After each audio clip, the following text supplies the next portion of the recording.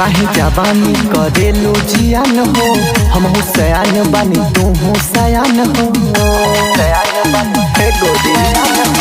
काहे जवानी करेलो जियान हो, हम सयान बानी तू सयान हो। काहेला हमारा से रहता रू दूर रनिया वो नहीं हमारा तू बहिया में। यार तोहर पिया महंगा पड़ल बा, यार तोहर पिया महंगा पड़ल बा, दर्द उठे कोरी हुइया में। यार तोहर पिया महंगा पड़ल बा, दर्द उठे कोरी हुइया में। अभी तो शुरुआत था। कोरी हुइया में, कोरी हुइया में।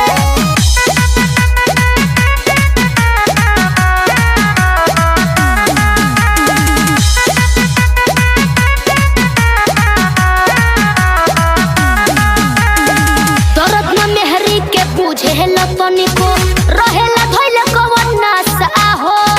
मजा तुरा तो भर लुटल रजबू दिल बिगड़ हमर दासा हो।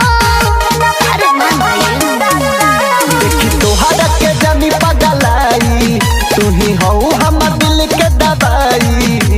का हमरा के जानी तड़पावो अब ढेर जानी सटे तना अपना तू देहिया में।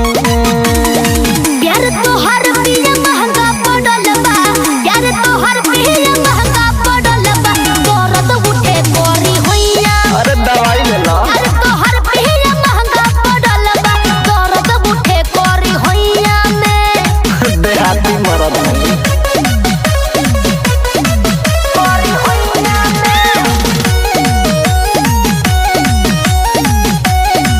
कोरी हुइया में। लागेल डर रोज होला जबरतिया, नान्हे बा हमरो उमरिया हो।